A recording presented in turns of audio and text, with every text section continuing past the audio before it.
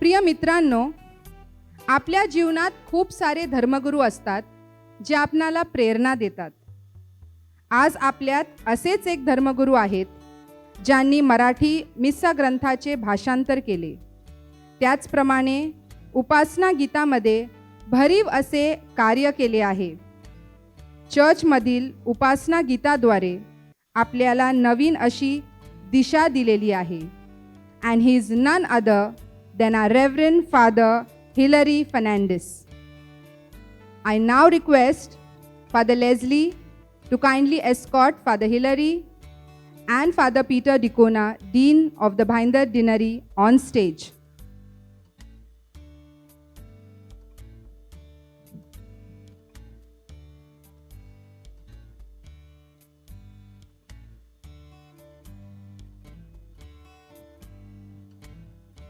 आदरणीय reverend father Hillary Fernandes यांनी 20 डिसेंबर 1970 साली धर्मगुरू पदाची दीक्षा स्वीकारली होती. 20 डिसेंबर 2020 रोजी त्यांच्या जीवनात तो सोनियाचा दिस उगवला आहे, कारण त्यांच्या धर्मगुरू पदाला 50 वर्ष पूर्ण झाली आहेत. आज आपणा सर्वांसाठी आनंदाचा दिवस आहे, कारण त्यांनी प्रभूच्या मल्यात अविरत 50 वर्ष सेवामय कार्य केले आहे. आपण खरोखरच देवाचे आभार मानूया व त्यांच्या चांगल्या आरोग्यासाठी देवाजवळ विशेष प्रार्थना करूया.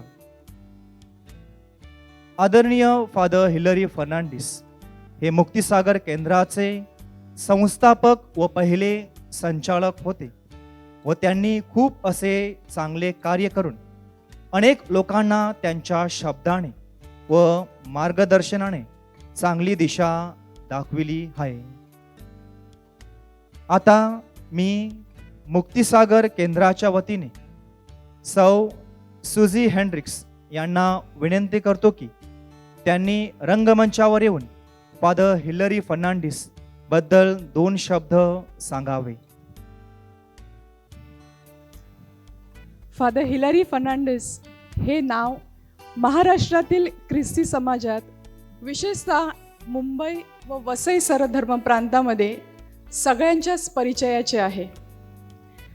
फादरांचे कार्य एवढे उदंड आहे की त्याविषयी बोलायला आपल्याला वेळ कमी पडेल, आणि म्हणून आज त्यांच्या कार्याविषयी जास्त काही न बोलता गेली 20 वर्ष आम्ही ओळखणारे फादर हिलरी यांच्याविषयी मी बोलणार आहे.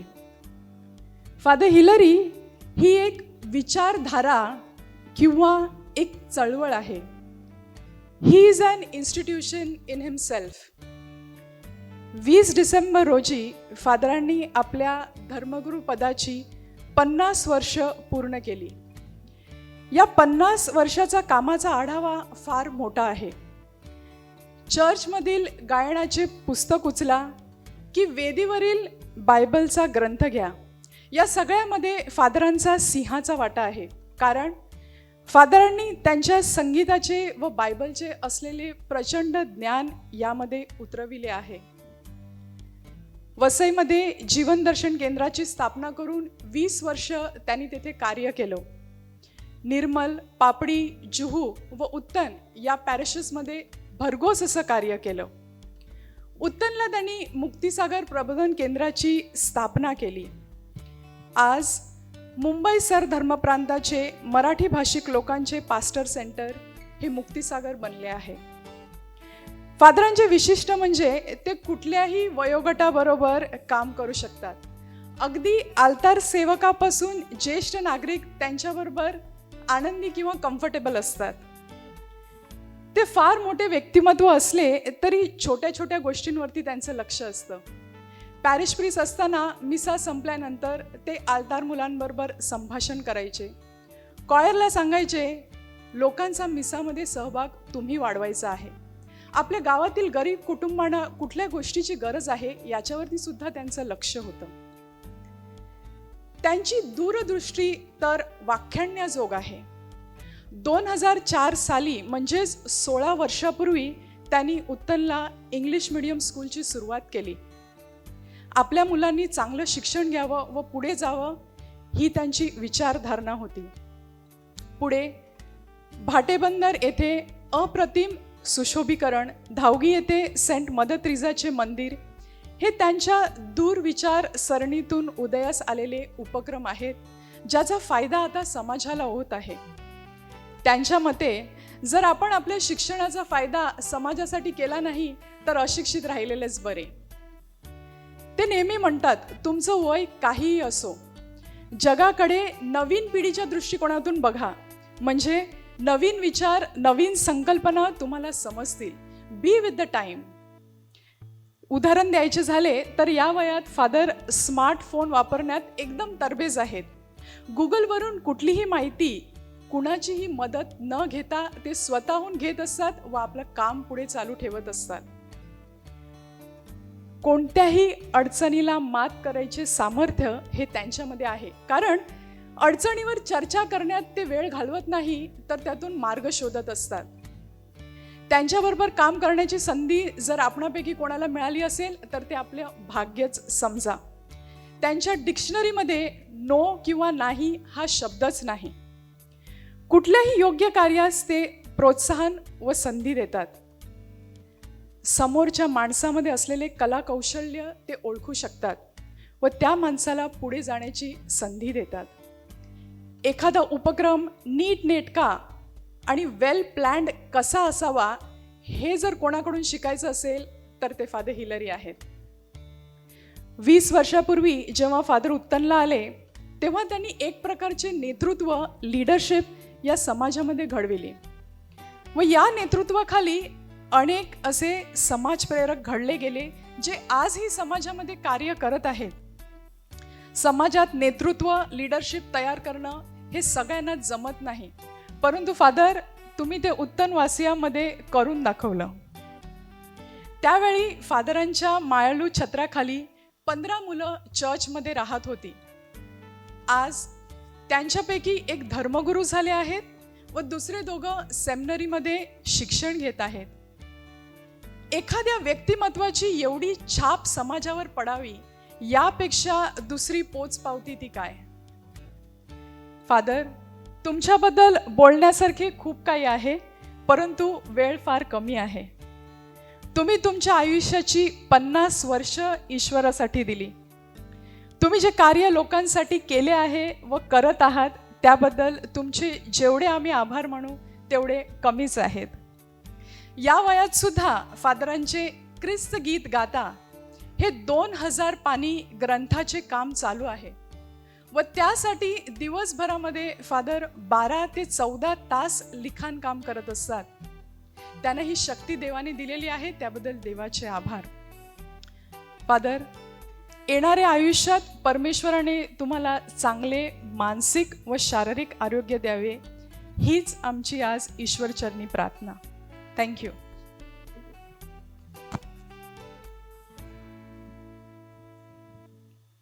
Thank you, Susie, for those wonderful words. आता मी रेव्हरंड फादर पीटर डिकुना यांना विनंती करतो की त्यांनी फादर हिलरी यांना शॉल व पुष्पगुच्छ देऊन सन्मानित करावे.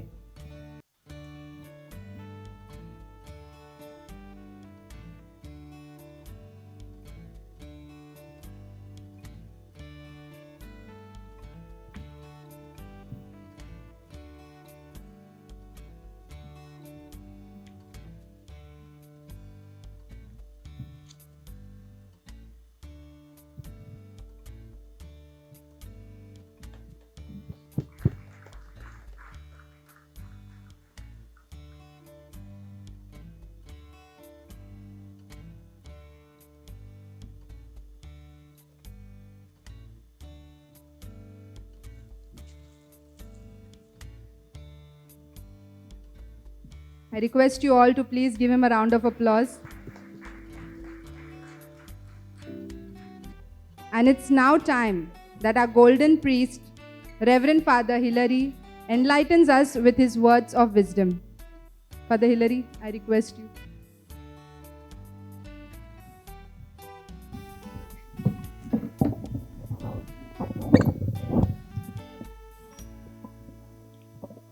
सर्वप्रथम आपला प्रभू परमेश्वर ह्याचे मी आभार मानतो.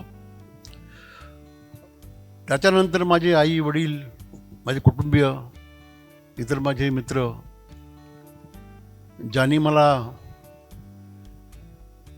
माझ्या सर्व इतर जे काही ध्येय होती ती ध्येय पूर्ण करण्यासाठी प्रोत्साहन दिलं, उत्तेजन दिलं आणि माझ्याबरोबर तिथे राहिले. आणि त्यानंतर सर्व धर्मगुरू, ज्या धर्मगुरूंनी माझ्याविषयी मनामध्ये एक प्रकारची चांगली कल्पना आणि चांगले विचार ठेवून मला निमित्त प्रोत्साहन देत राहिले. आमचे सेमिनरीमधील सर्व प्राध्यापक वर्ग, आता असं म्हणायला गेलं तर मला वाटतं 1-2 तास जातील. आणि खरं म्हणजे हेच असं कारण आहे की मी आतापर्यंत कुठल्याच प्रकारचा सत्कार किंवा सेलिब्रेशन असं स्वीकारत नाही. अगदी लहानपणापासूनच अशा प्रकारची एक संस्कार माझ्या मनावरती माझे जे मोठे बंधू होते, DC फर्नांडिस, बुद्धीनं आणि इतर कलेनं फार श्रेष्ठ होते. धर्मगुरू होण्याची त्यांची फार इच्छा होती, परंतु आजारपणामुळं त्यांना घरी परत यावं लागलं. पण त्यांचे जे काही विचार, त्यांचं शिक्षण, त्यांचं लिखाण, त्यांचं गायन, वादन आणि इतर सर्व गोष्टी त्या मी लहानपणी पाहत असे, ते शिकवत असत आणि त्यांच्याकडून मला एक प्रेरणा मिळाली. आज ते नाही आहेत.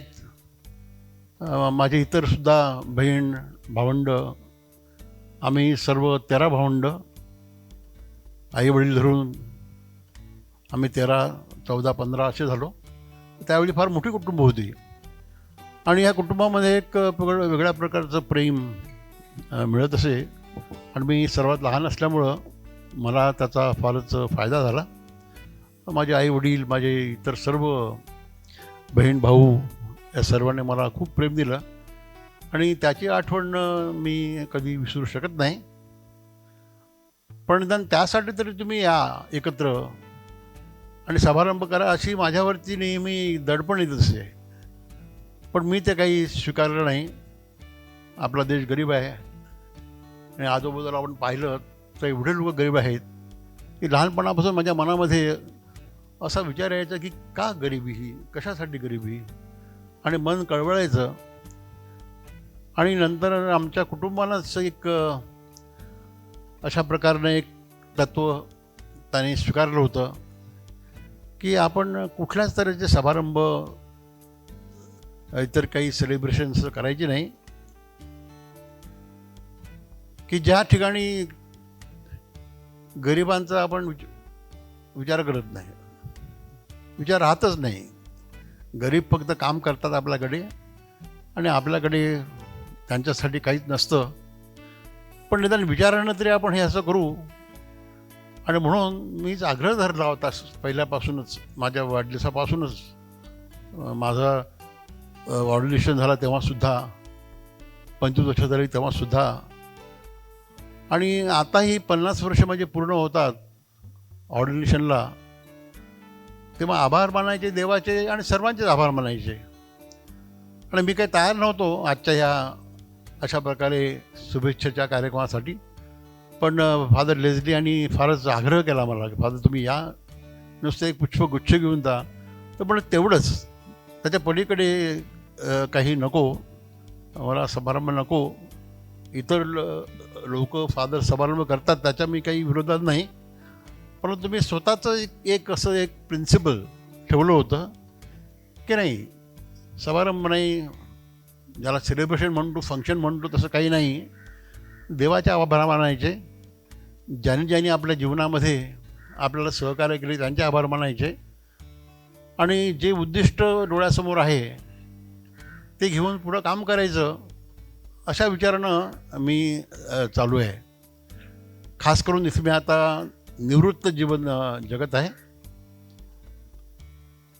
सुजी म्हणाली त्याप्रमाणे मी ग्रीस्तगीत गाथा किंवा गीत बायबल म्हणून ग्रंथ तयार करत आहे. तो पूर्ण झालेला आहे. खरं म्हणजे फक्त त्याची आता माझा विचार असा होता, मी फार पूर्वी हे काम घेतलं होतं की म्हटलं 50व्या वर्षी माझ्या ह्या ऑर्डिनेशनच्या सुवर्ण महोत्सवाच्या वेळी आपण आता प्रकाशन करू. परंतु मध्येच कोविडचा हा महामारीचा साथ सुरू झाली आणि त्याच्यामुळे बऱ्याचशा अडचणी आल्या आणि त्यामुळं तो ग्रंथ प्रसिद्ध व्हायचा राहून गेला आहे.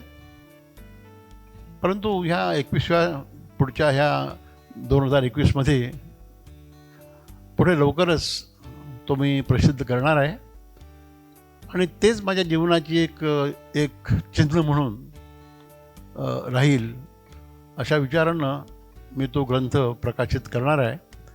तुमच्या सगळ्यांचं सहकार्य मला मिळालेलं आहे. आतापर्यंत 20 वर्ष तुम्ही जे प्रेम दिलं, तुम्ही आहात तेच नाही, सर्व जे नूतन भागातले धारावीमधील ज्या कोणी मला प्रेम दिलं, प्रोत्साहन दिलं, त्या सर्वांचा मी आभारी आहे. आणि खास करून आता फादर लेझली, पण त्याच्याही अगोदर फादर पीटर, कारण पीटर हे माझे असिस्टंट होते, नंतर मग लेझली आले आणि इतर अनेक फादर होते. त्यांनी मला खूप सांभाळलं. माझ्या विचारामध्ये काही गोष्टी आहेत की त्या इतरांना त्या आवडणाऱ्या आहेत असं मला वाटत नाही. प्रत्येक माणसाकडे काही ठराविक प्रिन्सिपल्स असतात आणि ती प्रिन्सिपल्स मी सोडत नाही. अगदीच वेळ आली आणि जर काही आग्रह फार झाला तरच केवळ कुणाचं मन दुखवायचं नाही म्हणून मी काही गोष्टी स्वीकारतो. तशाच प्रकारचा आज मी हा कार्यक्रम स्वीकारला आहे आणि त्याला कारण म्हणजे फादर लेझली त्याने आग्रह धरला, त्यांचं मन दुखू नये. आणि ही सुद्धा एक मनाची एक आपली प्रवृत्ती पाहिजे की कोणाचं मन आपण दुखवता कामा नये. कधीकधी प्रत्यक्ष दुखवतो, कधी अप्रत्यक्ष देखील दुखवतो, परंतु अप्रत्यक्ष आपल्याला कळत नाही आपण कधी दुखवतो ते. परंतु प्रत्यक्ष ते दुखू नये या विचाराने मी चालतो आणि मला हे सर्वांचं सहकार्य मिळतं. त्या सर्वांना मी धन्यवाद देतो आणि पुन्हा एकदा देवाला धन्यवाद देऊन या पुढचं जे मला आयुष्य आहे आणि जे माझ्या हाती काम आहे ते पूर्ण करण्यासाठी परमेश्वराने मला शारीरिक, मानसिक आणि आध्यात्मिक अशी शक्ती द्यावी अशी मी प्रार्थना करतो. नमस्कार आणि आभार. Please give a great round of applause for Father. Thank you, Father, for your words of wisdom. We also came to know many secrets today. Father, may God continue to bless you and keep you in good health of mind, soul, and body. We assure you of your prayers and we request you to keep us in your prayers as well. I now request Father Peter Dicuna to please go forward and speak a few words.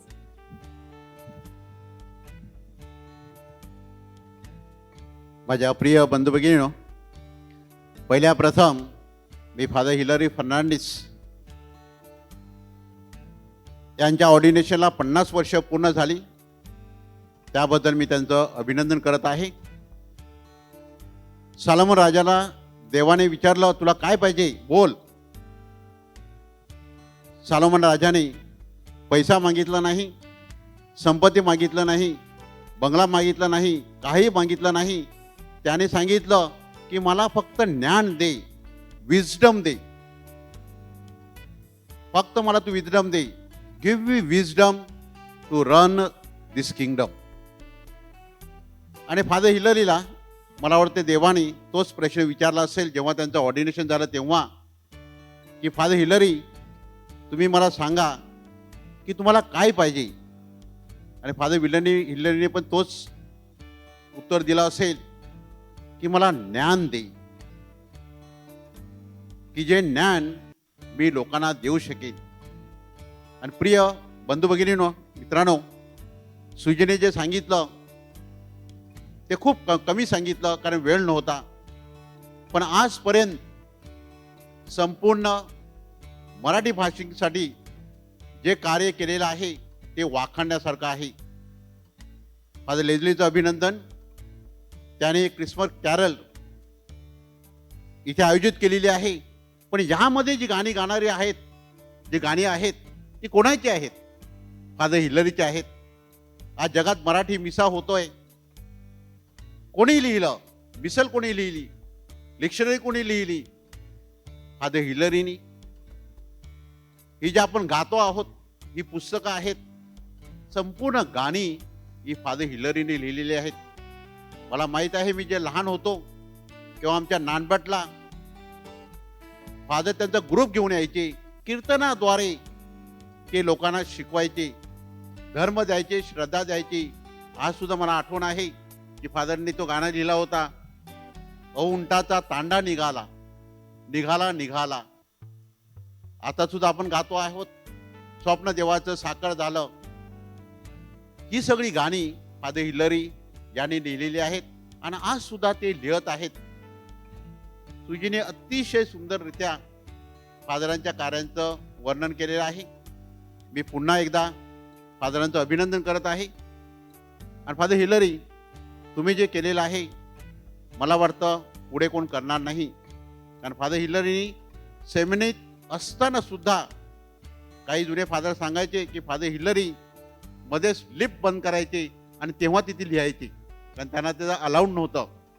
अशा प्रकारे खूप मेहनत घेऊन कष्ट करून त्यांनी ही सगळी पुस्तकं लिहिलेली आहेत आणि आपल्या सर्वांसाठी उपलब्ध केलेले आहेत. फादर, मी तुमचं अभिनंदन करून तुमचे संपूर्ण मराठी भाषिक लोकांतर्फे आभार मानत आहे.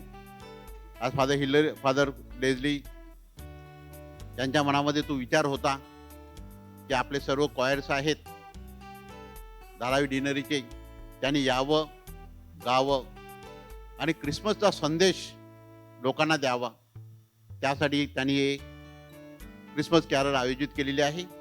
गेले 2-3 महिने ते कष्ट करत आहेत, मेहनत करत आहेत आणि हा दिवस उगवलेला आहे. मी त्यांचं अभिनंदन करत आहे.